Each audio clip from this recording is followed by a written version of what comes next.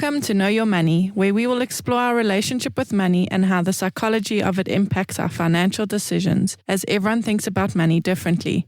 In our podcast, we'll be presenting a variety of financial topics in an easy-to-understand way, which we hope will assist you with managing your money. Hello, everybody. Welcome to Know Your Money. Craig, Warren, how are you guys today? All good, thanks. And how are you, Warren? I'm very well, Craig. How are you, Bronwyn? I'm also good, thank you. Awesome stuff. So last week we were on relationship 4, which was giving. And today we are on to the next relationship, which is keeping. What would keeping, what is, if I say the word keeping money to you guys, what is it? Is it like saving? Explain. So when you get your salary, then debit orders go off to your savings, your various savings elements, your retirement, your emergency fund. Those buckets. Buckets for children's education or whatever you've set up. But so for me, that's the keeping, whereas every month debit orders go at the end of the month off my account into different pockets, different investments. I would say, let's do the example of you've got Christmas, you're 12 years old, and your auntie gave you 200 Rand. I would say keeping that is not going and spending it straight away on something that is an impulse buy or that you didn't really want, or you hadn't planned well in advance to buy them with whatever money you could get your hands on. So I'd say keeping is the ability to not spend. Absolutely. That's hitting the nail on the head. So yeah, that, Craig? But I can't keep unless I have a forced debit order, I would think. It's difficult. 100%. I think keeping can be really difficult for the spenders. So remember, we've said that you can be a saver or you can be a spender. And for a spender, I feel like the toughest relationship is keeping. And the difference between keeping and saving, or those debit order kind of things, is that in your mind, you're keeping your money by putting that debit order there. Do you know what I mean? Because now you're saving it. But with these 7 relationships, savings is for specific goals. Keeping is, if you got your salary in, are you able to keep any money in that bank account after your debit orders? All of those kind of things. How do you view that free money? Yes. Yeah. Do you see it as, well, I have to spend it now, it's there? Yes. Yeah.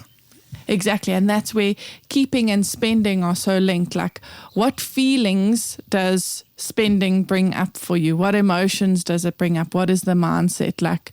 I think for us, Craig, as the spenders, I know one of the mindsets or the beliefs that I have, and we've shared it together, is that you've got to spend money to make money.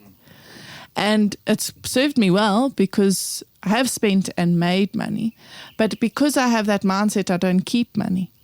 And it's like there's no value in keeping money. If I just keep the money in my bank account, what is that going to do for me? What is that going to achieve, kind of thing? But I think we have to, again, have a balance in all of these different things for the other areas to pick up and get a little bit better, if that makes sense. Yeah, 100%. I think over the years it's been easier to start keeping money, but definitely the discipline has to be, for me, is to have those debit orders going off to the saving elements of it. Warren's different. He's much more disciplined. He's a saver by nature. Yeah, I don't have a discipline, so to speak, but it's just I don't want to be in a situation where I have to borrow. Yeah. And so, as I've said in previous episodes about always zeroing my credit card if I have used it. So the idea of saving and keeping is just ingrained in me. It's automatic. I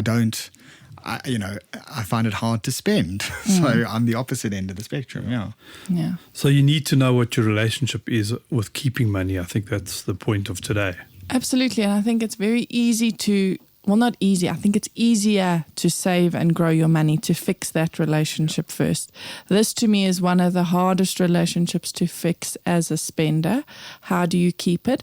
And I think one of the biggest things is, like we've spoken about, those 7 different areas, the beliefs, the mindsets, the conditioning. So next time you do look and you weren't able to keep anything, try see what it is. What is it? Like, was there an emotion behind it? What were the things? And you can address that and you can go hopefully really deep start on to it, can't you, change. Bronwyn? Absolutely, You know, extremely you deep. can look at exactly when you became that spender in your life. What circumstances led you to be the saver? You know, I've expressed mine in the past of looking at my dad's father who ended up with nothing, and him constantly reminding me, "Don't end up like my dad." Yeah. And I was very young, and that's where it's become ingrained in me. And it has served you in your savings relationship, but is it affecting the other relationships? It is. You're spending. I find it hard to spend. And even when it's not impulse, when it's so thought out, when I know it's a good decision to make. I mean, I bought a laptop, I told you guys, when I was on tour.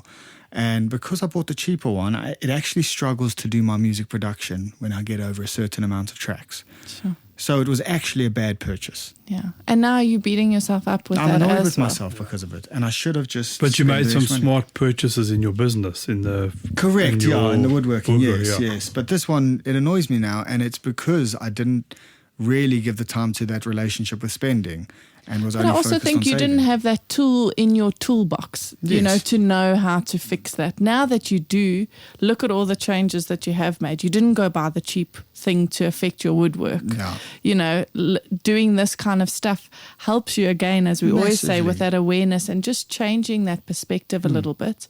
Because once you can do that, you can just have better relationships all around, I think. And I wonder with the keeping, you know, because I don't understand people who can't keep.